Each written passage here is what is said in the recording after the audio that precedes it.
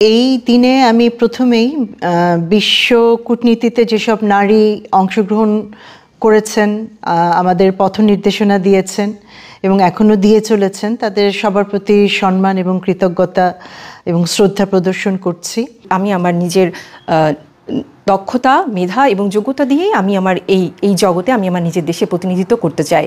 এই সাথে আমি মনে করি যে একটি টেকসই, একটি সমতা এবং ন্যায়সঙ্গত পৃথিবী গঠনে কূটনীতিতে নারীর অবদানের কোনো বিকল্প নেই এবং যেসব নারীরা এই দায়িত্বগুলো অক্লান্ত পরিশ্রমের সাথে নিষ্ঠার সাথে পালন করে যাচ্ছেন, আমি তাদের সবাইকে আজকের এই আন্তর্জাতিক নারী কূটনীতি দিবসের শুভেচ্ছা জানাই। International day for women in diplomacy এটা অত্যন্ত গুরুত্বপূর্ণ, কারণ এটা খুব পাওয়ারফুল একটা রিমাইন্ডার যে নারীরা কূটনৈতিক অঙ্গনে কতটা অর্জন করেছে এবং এখনও তাদের কতটা পথ যাওয়া বাকি, বিশেষ করে এইরকম একটি মেল ডোমিনেটেড ফিল্ডে যেখানে নারীর অংশগ্রহণ অত্যন্ত কম, সেখানে ঠিক তারা কতটা চ্যালেঞ্জ গ্রহণ করে ঠিক they ensure their rightful place at the table. কূটনীতিক পেশা আসলে নারী এবং পুরুষ উভয়ের জন্যই খুবই চ্যালেঞ্জিং একটি পেশা।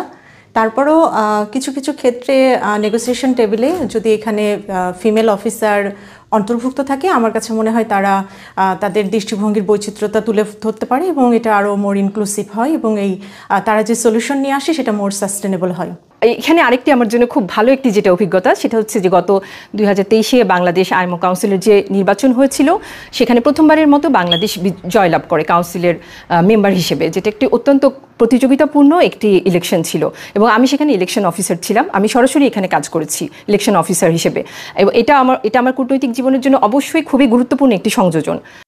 কূটনীতিকে আমার পেশা হিসেবে বেছে নেওয়ার পিছনে অলওয়েজ আমার ড্রিম ছিল আমার কান্ট্রিকে সার্ভ করা একটি বিস্তৃত প্ল্যাটফর্মে, সেটা বিয়ন্ড দ্য বর্ডার।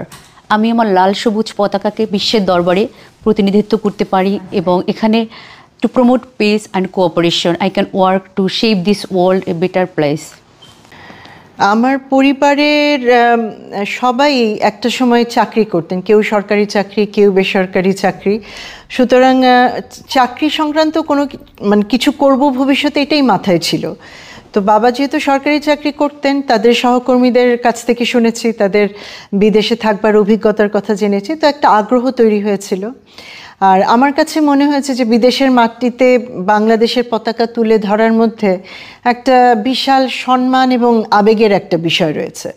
আন্তর্জাতিক সম্পর্ক বরাবরই আমার খুব আগ্রহের বিষয় ছিল। আমি দেশ সেবার জন্য যেরকম এখানে এগিয়ে এসেছি, তেমনি একই সঙ্গে দেশ বিদেশকে এই পেশার মাধ্যমে জানার সুযোগ আছে এবং দেশকে রিপ্রেজেন্ট করারও সুযোগ আছে, যার জন্য এই পেশাকে আমি বেছে নিয়েছি।